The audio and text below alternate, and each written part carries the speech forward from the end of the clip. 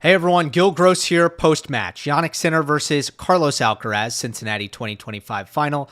If you're not here for spoilers, click off the video, although you wouldn't be missing much. Jannik Sinner unfortunately retires after 5 games. Alcaraz is your Cincinnati champion, and what everybody's probably thinking right now is, what is Gill going to talk about? Like, how is this even a video? But there are, as always, some things to talk about. Not really the match. Sinner made some errors early that was like, huh? What's happening? And then you started to really see like, all right, he's not getting anything out of his legs. He's not moving well. He's, hitting bigger than normal. And then he pulled the ripcord. So that's that for the match. Obviously a disappointment, but let's also appreciate that at a certain point, this run of excellence in this rivalry was going to come to an end. It was pointed out in the mailbag after Wimbledon that in their previous 13 matches, Sinner Alcaraz, 13 matches, every single one of them had either a tie-break set or a set going each direction. Or in other words, the loser of the match won at least one set. So never have we had, and still not in a completed match, I suppose, but never have we had a Sinner Alcaraz match where somebody won in straights without a tiebreak, which was remarkable. But eventually, there was going to be a weird one in here, and this was, I guess, the weird one. I'll talk about Carlos Alcaraz more towards the end.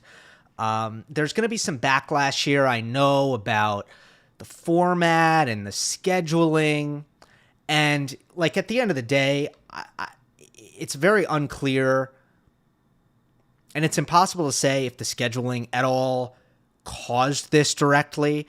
But even if they played a great match, even if Sinner Alcaraz delivered here, the 3 p.m. start time, I just don't get it. I have not heard a good explanation for it. I genuinely wonder how that decision was made, considering from a weather standpoint, you are taking a risk there.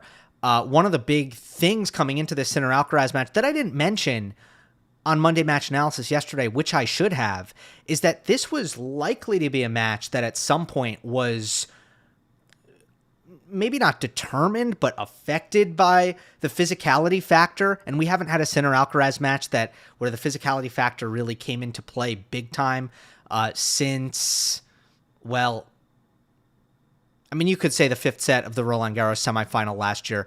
But in terms of heat and humidity, like Miami, when they played in Miami, and there was some cramping happening on Alcaraz's part in that one. But anyway, you are rolling the dice with weather when you can be playing sundown where it's more comfortable for the players. And you can play both. You can play 2 best out of 3 set matches in prime time. You can do a 6 p.m. start, a 7 p.m. start, and you're not going to get unreasonably late playing 2 best of 3 set matches. So I don't know why the decision was made to start this session in the afternoon. Not only is it a weather thing, it is bad for local fans, and that's not just folks who want to attend the match. That also goes for everybody in the United States who may want to watch the match on TV. I know for Europe, I get this part of it, that for Europe, 3 p.m. is actually better than a late night start in the U.S. I understand that, but it is an American tournament, so if you are trying to create a prime time, and this would, I think, be the main point here. If you are trying to make something an event in the United States of America, it cannot be at 3 p.m. on a Monday. And I'll put it this way. There are no big sporting events in this country other than maybe on Monday holidays where everybody's off work, right? There are no major sporting events that happen on 3 p.m. on a weekday. No. Doesn't happen. There are actually a lot of big events, Monday night events like college football national championship, for example, pretty sure always on a Monday, but it starts late. So you can do it on Monday, but you got to do it in prime time, or else you're really giving it an odd feel. You're not allowing it to shine as a premier event. So there's that. What to make of Sinner's effort here physically? Well, we all have a friend who gets sick a lot. We all know people who just get sick a lot. Jannik Sinner gets sick a lot. And maybe that'll change at some point. Maybe it's just a bad run here or the last 13 or 14 months or so, but I'm running down the list here. So Rome last year, where everybody kind of thought it was his hip, and he pulled out of Rome because of his hip. Turns out, not really. I mean, maybe it was both. But he was bedridden for 10 days during Rome, and it affected his Roland Garros lead up in 2024. Okay, so that's one. The rest we were able to see on court. Wimbledon last year against Medvedev, didn't feel well that day. Australian Open versus Rune this year, he was there to be taken. And this isn't hindsight 2020. You can go back and watch my post-match on Sinner Rune. I said at the time, first of all, huge missed opportunity for Holger, poor quality match, both players just bad physical efforts on both sides. But for Sinner, it was kind of a one-off. And for Holger, I'm not really sure what it was about. But, he was vulnerable in that match. Like, there were opponents that would have beaten Jannik Sinner on that day. And Rune just kind of missed a chance there. And then the Cincinnati final. But that's all in the last, again, that's a 13-month span we're talking about, 13, 14-month span. So that's a lot. I don't have any explanation, obviously. There's not much I can say about this, but just looking at it, he gets sick a lot. Period. And it doesn't seem like this was about the weather, by the way. It really doesn't. He said that he didn't feel well yesterday. There were some reports that were sort of relayed to me. I didn't see them firsthand in Italian media that Sinner got food poisoning. But whatever it is, especially because it happened so early on in the match, he looked off. It doesn't seem like this was a heat thing. It seemed like it was just a regular illness thing. That doesn't change the fact that the weather in the past couple weeks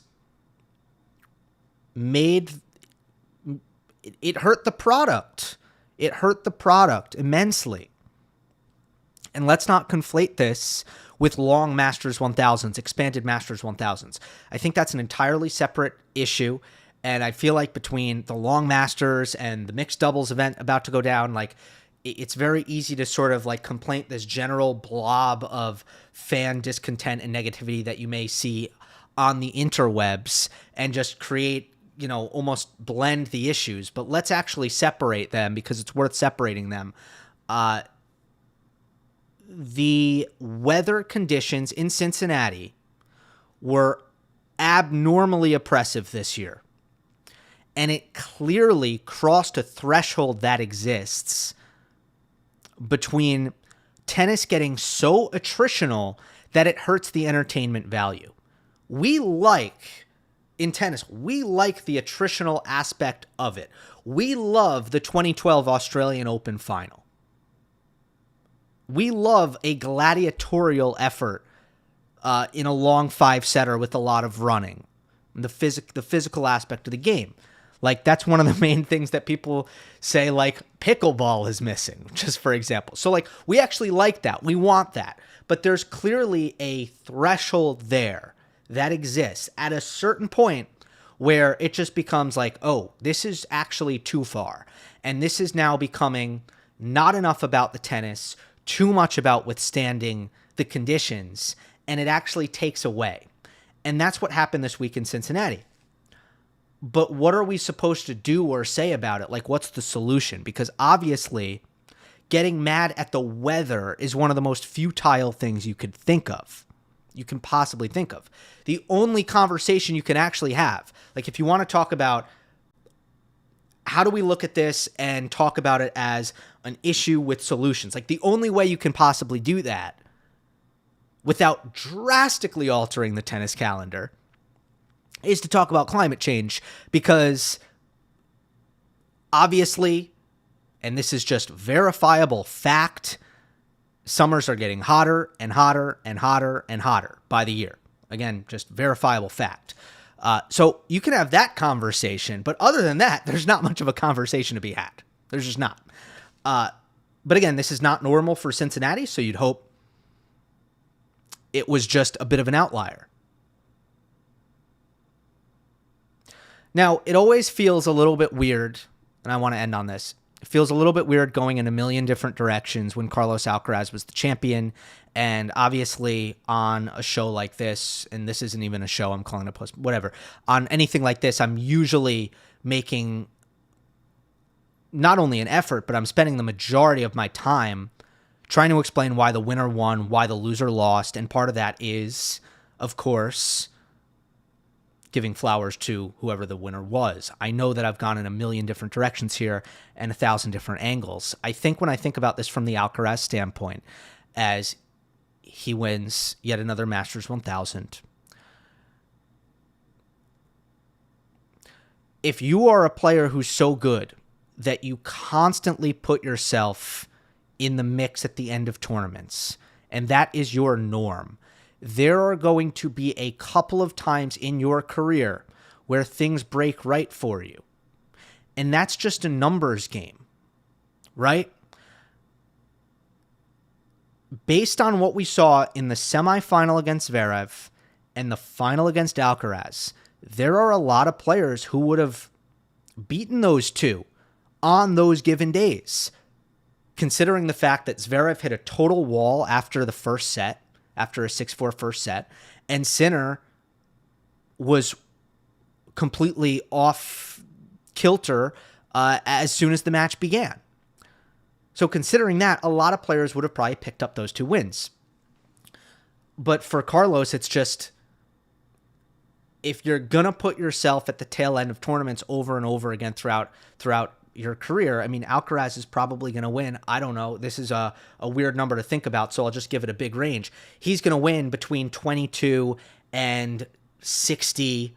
Is that a good range? Yeah, I think so. Is that a safe range? 22 and 60 Masters 1000s, 1,000 titles in his career, right? Again, I'm just trying to make as big a range as possible intentionally, because that's really not the point that I'm trying to make here. The point is, a couple of them are going to include things breaking your way. Can you say, like, well, great job by Alcaraz for physically withstanding the heat and humidity? Yes, you absolutely can. And that's part of it. But another part of it is he beats an in-form Andrei Rublev. He gets through the tight moments in that match. Didn't watch it, so can't go into detail on that. But from all accounts, that's a good win. And he takes care of business in his opening 3 rounds, including a first match against Damir Zhumer where he's lacking match reps and facing an opponent that tends to give him trouble and does some really special things on the court. So you just navigate your way through those, opening matches. You put yourself in the mix at the end. And 1 or 2 times in his career, out of the, again, 22 to 60 Masters 1000s he's going to win, you get a little fortunate. You got a little fortunate this time. There's nothing wrong with that. And it will happen. It will happen if you continue to be in those positions. So that is all I've got. We'll do a mailbag soon. I'm going to try to do a mailbag. Wait, actually, I'm actually mixed up.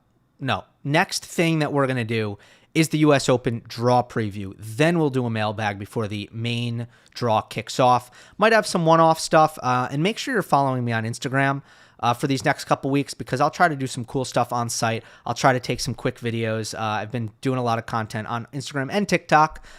So both of those platforms, check it out. Links in the description. Hope you enjoyed. Don't forget to subscribe. I'll see you next time.